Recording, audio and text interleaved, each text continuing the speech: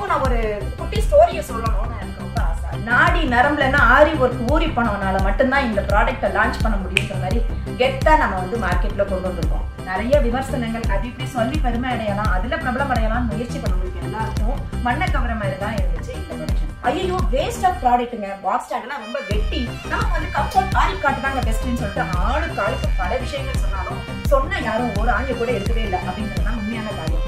இந்த மாதிரி புறம் பேசிட்டு வெட்டி கதை பேசிட்டு பிரபலம் ஆகிறவங்க அதுல வர லாபத்தை அடைஞ்சிட்டு போகணும். ஐயோ இறைவா, நீங்க வித்தியாசமா யோசிங்க, நான் வேண்டாம்னு சொல்லல, பட் மக்களுக்கு பிரயோஜனமா இருக்கிற மாதிரி கொஞ்ச நாள் யோசிங்க.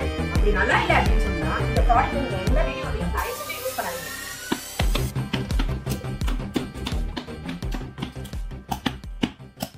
ஹாய் ஹலோ வணக்கம் and welcome to Divya arts and crafts. Divya arts and கிராஃப்ட்ஸ்ல இருக்கிற ஃபாலோவர்ஸ் சப்ஸ்கிரைபர்ஸ் எல்லாத்தையும் ரொம்ப நாளுக்கு அப்புறம் கிட்டத்தட்ட ஒரு வருஷத்துக்கு அப்புறம் உங்களை சந்திக்கிறதுல எனக்கு ரொம்ப ரொம்ப மகிழ்ச்சி. ஆக்சுவலா வந்து இந்த வீடியோவை இந்த மாதிரியான ஒரு வீடியோவை போடணுன்றதுக்காகவே இவ்வளோ நாள் வெயிட் பண்ணி வேற எந்த வீடியோஸும் போடவே இல்லை. ஃபர்ஸ்ட் ஆஃப் ஆல் ரொம்ப பெரிய தேங்க்ஸ், ரொம்ப பெரிய தேங்க்ஸ். எதுக்காக அப்படின்னு கேட்டீங்கன்னா, பயங்கர பிரம்மாண்டமான ஒரு மாசான வரவேற்பு எங்களுடைய ஓன் ப்ரொடக்ஷனான பாக்ஸ் ஆரி ஸ்டாண்டுக்கு கொடுத்ததுக்கு. கிட்டத்தட்ட பார்த்தீங்கன்னா ஒரு 8000 பிளஸ் ப்ராடக்ட்ஸை இந்த ஆல்மோஸ்ட் ஒரு 1 இயர்ல வந்து நாங்கள் சேல் பண்ணியிருக்கோம். ஸோ நிறைய விஷயங்கள் உங்க கூட ஷேர் பண்ணணும்னு நினைச்சிருந்தேன். அப்கோர்ஸ் உங்களுக்கு எல்லாருக்கும் தெரியும், ரொம்ப லாங் பேக்கு நிறைய மனசாபங்களுக்கு அடுத்து இப்போ நம்மளோட ஓன் ப்ரொடக்ஷன்ல எங்க நம்ம வந்து டவுன் ஆனமோ அந்த இடத்துல இருந்து திரும்ப ஸ்டார்ட் பண்ணணும்ன்றதுக்காக தான் இந்த வீடியோஸ். ஃபர்ஸ்ட் ஆஃப் ஆல் இந்த பாக்ஸ் ஸ்டாண்டோடைய ப்ரொடக்ஷன்ஸை பத்தி சொல்லிடுறேன். ரொம்ப சூப்பரான ஒரு ப்ராடக்ட். நான் வந்து இது வரைக்கும் வாங்கின ஃபீட்பேக்ல இவ்வளவு ஒரு மாசான ஒரு ஃபீட்பேக்ஸ் என்னோட சர்வீஸ்ல இது வரைக்கும் எனக்கு கிடைச்சதில்ல. அவ்வளவு ஒரு சூப்பரான ஃபீட்பேக் இந்த ப்ரொடக்ஷனுக்கு. இந்த பாக்ஸ் ஆரி ஸ்டாண்ட் எவ்வளவு பேரோட வாழ்க்கையில திரும்ப ரீபூட் பண்ணிருக்க அவங்களோட கெரியரை அப்படிங்கிறது எங்களுக்கு மட்டும்தான் தெரியும். ஈவன் தோ இந்த ப்ராடக்டை பத்தி நிறைய விமர்சனங்கள் அப்படி இப்படி சொல்லி பெருமை அடையலாம், அதுல பிரபலம் அடையலாம் முயற்சி பண்ணவங்களுக்கு எல்லாருக்கும் மண்ணை கவர மாதிரி தான் இருந்துச்சு இந்த ப்ரொடக்ஷன்ஸ். ஸோ இதை நான் ஏற்கனவே உங்கள்கிட்ட சொல்லியிருப்பேன்னு நினைக்கிறேன். இந்த பாக்ஸ் ஸ்டாண்டை இன்ட்ரோடியூஸ் பண்ண அன்னைக்கே நான் சொல்லியிருப்பேன், இதுல ஒரு மச்சம் வச்சு மீசை வச்சு மறு வச்சு இதை வந்து அப்படி இப்படி மாத்தி ரொம்ப வந்து இதுல நாங்க புது இனோவேஷன்ஸ் பண்ணியிருப்பாங்க அப்படின்னு வரும், இனிமே நிறைய வரும் அப்படின்றத நான் அன்னைக்கே நான் கணிச்சு சொல்லியிருந்தேன். அந்த மாதிரி இப்போ வந்து இதை ஹைட் ரைஸ் பண்ணி நாங்க வந்து ஸ்டாண்ட்ஸ் கொண்டு வந்திருக்கோம் அப்படின்னு. என்னதான் இருந்தாலும் இதோட அடிப்படை விஷயம் திவ்யா ஆர்ட்ஸ் அண்ட் கிராஃப்ட்ஸ்ல இருந்து வந்தது, கரெக்ட் தானே? ஸோ பேசிக்கான ஒரு விஷயத்தை கொடுத்ததுக்கு அப்புறம் அதை எக்ஸ்டெண்ட் யாருனாலும் பண்ணலாம். இப்போ நான் ஒரு குட்டி ஸ்டோரியை சொல்லணும்னு எனக்கு ரொம்ப ஆசை. அது என்னோட வீடியோல நான் சொல்லணும், அது யூடியூப்ல போடுற வீடியோல சொல்லணும் அப்படிங்கறதுக்காக. என்ன ஸ்டோரி அப்படின்னு கேட்டீங்கன்னா, இந்த ஸ்டோரியை சொன்னது எங்களுடைய குருக்கள். அவர் ஒரு ஸ்டோரி சொன்னாரு. என்ன கேட்டா, கொலம்பஸ் வந்து அமெரிக்காவை கண்டுபிடிக்கும் போது அவரோட அரசாங்கத்திட்ட கேட்டாராமா, எனக்கு வந்து இந்த அமெரிக்காவை கண்டுபிடிக்கிறதுக்கு எனக்கு உதவி ஆட்கள் வேணும் அப்படின்னு. அப்போ வந்து கூட இருந்தவங்க, அந்த சபையில இருந்தவங்க எல்லாரும் என்ன பண்ணாங்களா, ஆயுள் கைதி, ரொம்ப வந்து அவங்க மரண தண்டனை வாங்குற கைதிகளை வந்து அவங்களுக்கு சப்போர்ட்டிவா அனுப்பி வச்சிருந்தாங்க. அப்படி போய் அவர் கஷ்டப்பட்டு அழுகின முட்டைகள், அப்புறம் வந்து வீணா போன அரிசிகள் இதெல்லாத்தையும் கொடுத்துதான் அவருடைய பிரயாணத்துக்கு உதவி பண்ணாங்களாமா. அப்படி இருந்து அவர் அமெரிக்காவை கண்டுபிடிச்சிட்டாராமா. அமெரிக்காவை கண்டுபிடிச்சிருக்கேன் அப்படின்னு சபையில வந்து சொல்ல வரையில அந்த ஆண்களுக்கு உதவி பண்ணாங்கல்ல, அதாவது மரண தண்டனை கைதிகளை சஜஸ்ட் பண்ணாங்கல்ல, அவங்க எல்லாம் இது என்ன பெரிய ஆரிய வித்யா இதை கண்டுபிடிக்கிறதுக்கு அப்படின்னு சொன்னாங்களாம். அப்போ கொலம்பஸ் கேட்டாராமா, எங்க இந்த முட்டையை எடுத்துட்டு வந்து ஒரு பவுல்ல இந்த முட்டையை நிப்பாட்டி காமிங்க அப்படின்னு சொன்னாராமா. உடனே எத்தனையோ பேர் வந்து இந்த இடத்துல நிப்பாட்டுறதுக்கு முயற்சி பண்ணாங்கன்னா அவங்களால அந்த முட்டையை நிப்பாட்டவே முடியலையாமா. அப்போ அவங்க எல்லாம் கேட்டாங்களா, எங்க நீ முயற்சி பண்ண அப்படின்னு சொல்லிட்டு.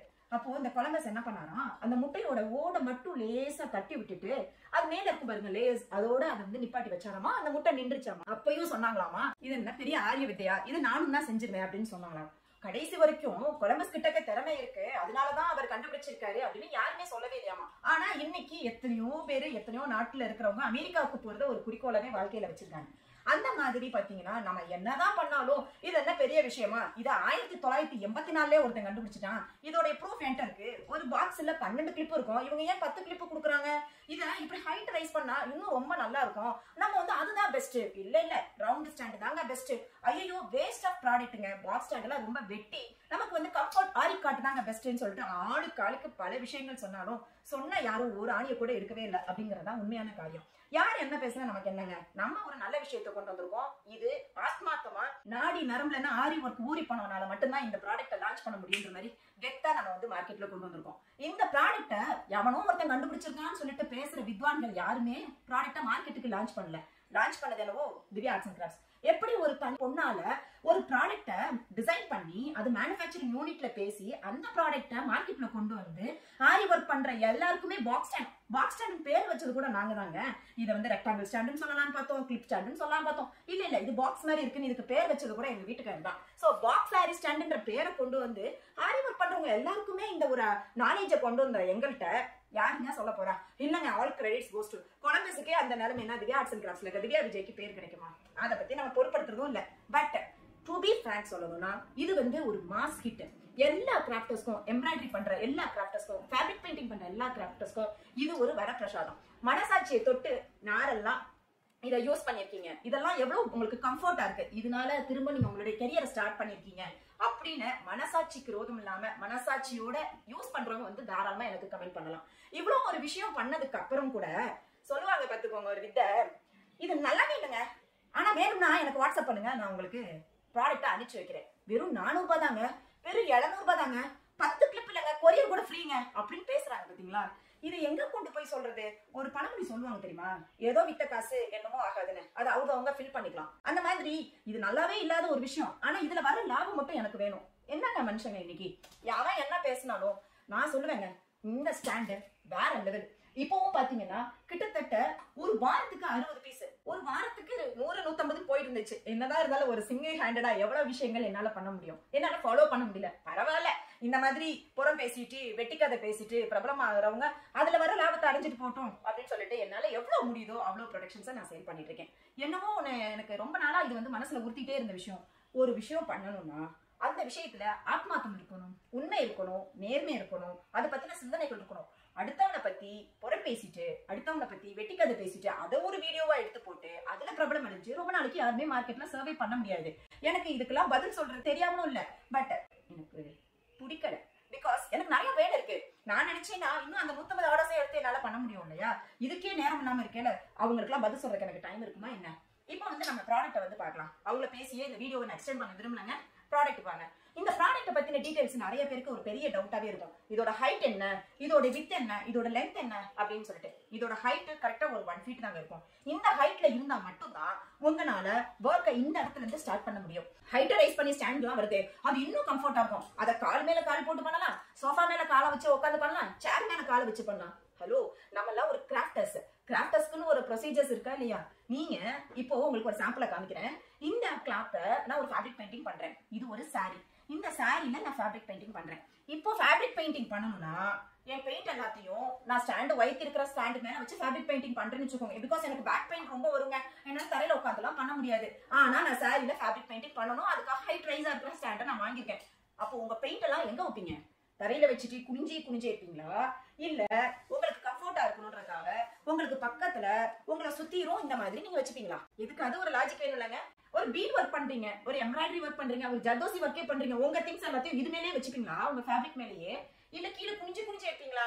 இதெல்லாம் யோசிக்காம தயாரிக்கிற நாங்க இதெல்லாம் யோசிக்காம இருந்துருப்போம். எவ்வளவோ டெக்னாலஜில இருக்கு. ரொம்ப முடியாதவங்க, வயசானவங்க, அவங்க எல்லாம் எப்படி போடுவாங்க? அப்படிப்பட்டவங்க இந்த மாதிரியான ஸ்டாண்ட்ஸ் வாங்கிக்கிறது தான் ப்ரொசீஜர். இவங்க என்ன பண்ணலாம்னா இந்த மாதிரி பேக் போர்ட் சப்போர்ட் இருக்கிற மாதிரி ஒரு இடத்துல இப்படி உட்காந்துட்டு கூட இந்த ஸ்டாண்டை இப்படி நீங்க எக்ஸ்டெண்ட் பண்ணிட்டு நீங்க தாராளமா போடலாம். இன்னும் நம்மளுடைய காலை இப்படி கூட நீங்க நீட்டிக்கலாம். சோ இப்படி நீட்டி இப்படி வசதியா உட்காந்து இப்படி ஒர்க் பண்றது எப்படிங்க? கீழே குனிஞ்சு ஒவ்வொரு திங்ஸா எடுத்து பண்றது எப்படிங்க?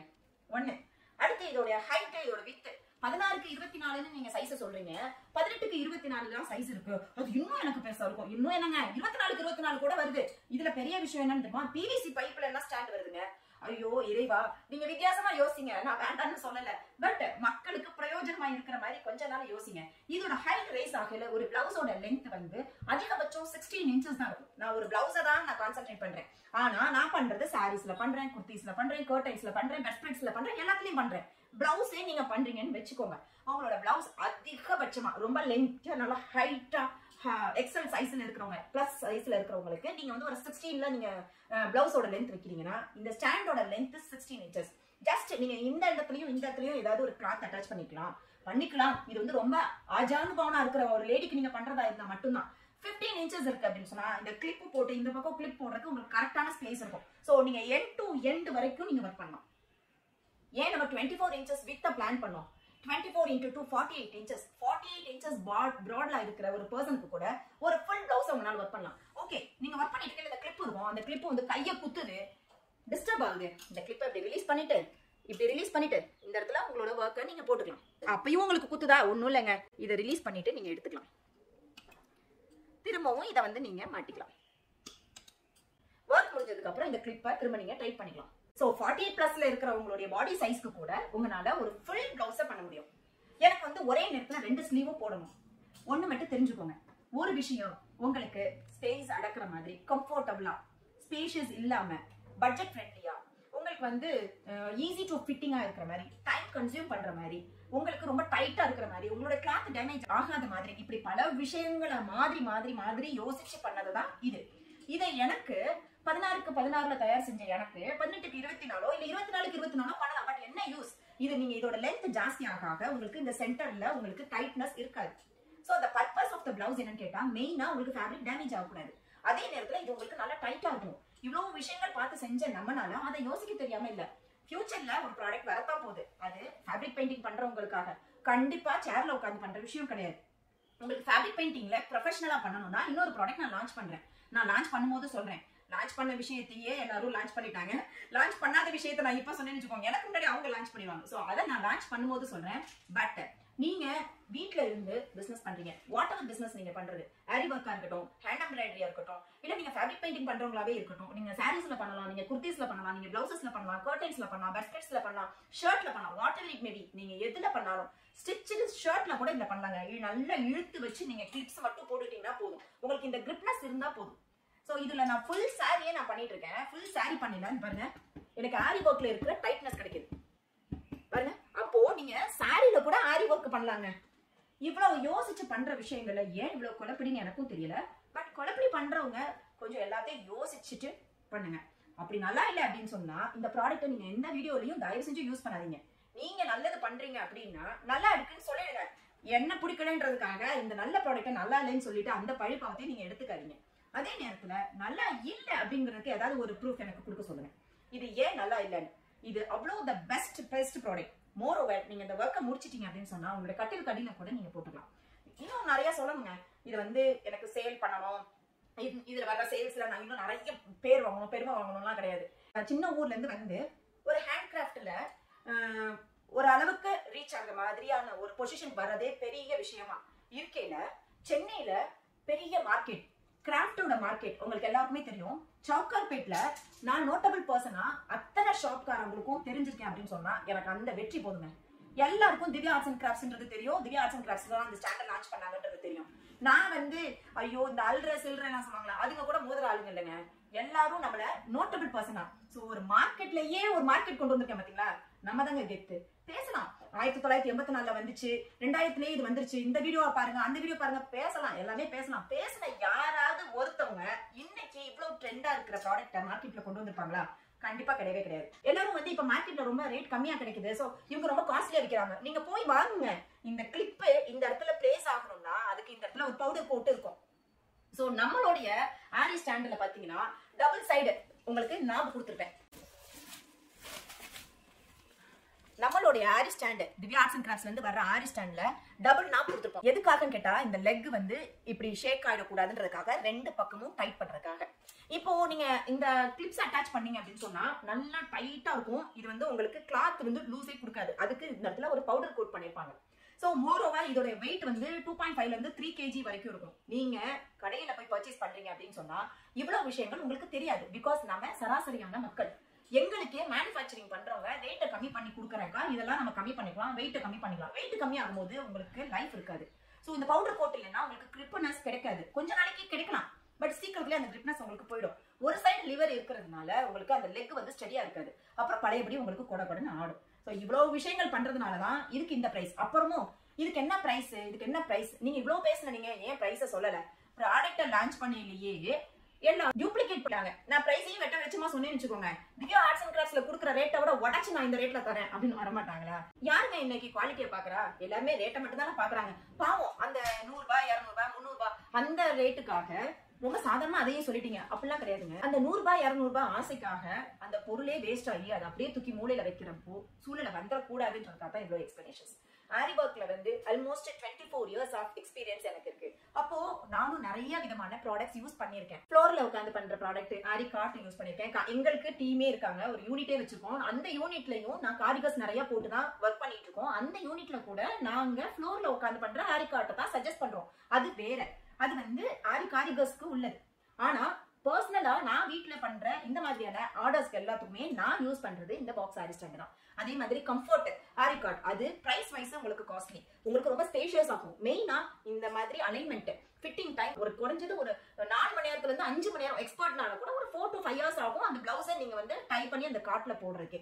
ரவுண்ட் ஸ்டாண்ட் அதையும் யூஸ் பண்ணிருக்கோம். 16 inches யூஸ் பண்ணி பார்த்தோம். அப்போ உங்களுக்கு டைட் கிடைச்சது, பட் சுத்தி இருக்கிற டேமேஜ் கிளாத் எல்லாமே டேமேஜ் ஆச்சு. பட் உங்களால அந்த ஃபுல் பிளவுஸ் போட முடியல. 18 inches பிளான் பண்ணோம், அதே மாதிரி உங்களால ஓரளவுக்கு ஃபுல் பிளவுசஸ் போட முடிஞ்சிச்சு, பட் கிளாத் அகைன் டேமேஜ் ஆச்சு. அப்ப இத்தனை விஷயங்களுக்கு இடையில எல்லாமே இருக்கணும். உங்களுக்கு பட்ஜெட் ஃப்ரெண்ட்லியா இருக்கணும், ஸ்பேஷியஸா இருக்கக்கூடாது, உங்களுக்கு கம்ஃபர்ட்டா இருக்கணும், ஈஸி டு ஃபிட்டா இருக்கணும், நிறைய விஷயங்கள் யோசிச்சு தான் இந்த ப்ராடக்ட்டை நம்ம லான்ச் பண்ணிருக்கோம். ஒரு நல்ல ப்ராடக்ட்டை ஆரி ஒர்க்ல, சூப்பரான ஆரி ஒர்க் மட்டும் இல்லைங்க, ஒரு ஃபேப்ரிக் பெயிண்டிங், ஹேண்ட் எம்ப்ராய்டரி, ஆரி ஒர்க், அது சாரீஸ்ல, குர்த்திஸ்ல எதுல பண்ணாலும் நல்லா உங்க கஸ்டமருக்கு செஞ்சு கொடுக்கறதுக்கு எந்த ஒரு தயக்கமும் இல்லாம சூப்பர் கான்பிடென்ட்டா செஞ்சு கொடுக்கறதுக்காக திவ்யா ஆர்ட்ஸ் அண்ட் கிராஃப்ட்ஸ் சார்பா வந்திருக்கிற இந்த ப்ராடக்ட்டை நீங்க வாங்கி யூஸ் பண்ணுங்க. ரவுண்ட் ஸ்டாண்டை விட ஸ்கொயர் ஸ்டாண்ட் ரொம்ப ரொம்ப பெஸ்ட், த கம்ஃபர்ட். அதே நேரத்துல இதை தயாரிச்சது நான் தான் அப்படிங்கிற ஒரு பேர், நான் அப்படின்னு நான் சொல்லிக்கிறேன். ஒரு பெருமை, என்ன பெருமை அப்படின்னு சொன்னா, ஏற்கனவே சொன்ன மாதிரி சின்ன விஷயத்துல இருந்து இவ்வளவு தூரம் நம்ம ரீச் ஆயிருக்கோம் அப்படின்னு சொன்னா, இந்த விஷயத்துல இறைவன் நமக்கு எவ்வளவு ஒரு ஆசீர்வாதம் பண்ணியிருக்காரு, இப்படி ஒரு ப்ராடக்டை லான்ச் பண்ற லெவலுக்கு நமக்கு எவ்வளவு புத்தியை கொடுத்திருக்காரு அப்படின்னு இறைவனுக்கா நன்றி சொல்றதுக்காக தான் நான் சொல்றேன். சோ பண்ணிருக்கோம் அப்படின்ற திருப்தி எங்களுக்கு என்னைக்குமே இருந்துட்டே இருக்கும். யார் வீட்டுல பாக்ஸ் ஆரி ஸ்டாண்ட் இருந்தாலும் எனக்கு ஒரு சிரிப்பு வரும், அது என்னை அறியாம. அவன் எனக்கு பிடிச்சவனா இருந்தாலும் சரி, என்னை பிடிக்காதவனா இருந்தாலும் சரி, என்னோட நண்பனா இருந்தாலும் சரி, அவன் என்னோட எதிரியா இருந்தாலும் சரி, பாக்ஸ் ஸ்டாண்ட் யார் வீட்டுல எல்லாம் இருக்கோ அவங்க வீட்டுல எல்லாம் திவ்யா ஆர்ட்ஸ் அண்ட் கிராஃப்ட்ஸ் கெத்தா வந்து இருக்கும் அப்படிங்கறத அர்த்தம். So thank you so much. இந்த 1 year ஆஃப் ஜேர்னி எங்களுக்கு ரொம்ப சூப்பராக இருந்துச்சு, ரொம்ப ப்ரீஷியஸாக இருந்துச்சு, ரொம்ப எமோஷனலாக இருந்துச்சு. என்னுடைய கெரியர் வந்து டவுன் ஆகிடும் அப்பா இறந்ததுக்கு அப்புறம் அப்படின்னு பாக்ஸ் ஸ்டாண்டோட அது அப்படியே டவுன் ஆகிடும்னு நினைச்சவங்களுக்கு மத்தியில் அகைன் பாக்ஸ் ஸ்டாண்ட் வந்து எனக்கு ஒரு கெத்தான ரீஎன்ட்ரி கொடுத்துருக்குன்னு நான் நம்புறேன். So thank you so much. என்ன நம்பி வாங்கின 8000 கஸ்டமர்ஸாக இருந்த எல்லாருக்கும் ரொம்ப பெரிய பெரிய தேங்க்ஸ். இந்த மாதிரி உங்களுடைய கெரியர்ஸில் ரொம்ப ஸ்ட்ராங்காக இருங்க, கான்ஃபிடென்ட்டாக இருங்க, போல்டாக இருங்க. எவனா இருந்தாலும் அடிச்சு தம்சம் பண்ணிடலாம். ஸோ கண்டிப்பாக இந்த வீடியோஸ் உங்களுக்கு எல்லாருக்கும் பிடிக்கும்னு நினைக்கிறேன். So please don't forget to subscribe our channel. Thanks for வாட்சிங். கீப் ஆன் வாட்சிங். தேங்க்யூ.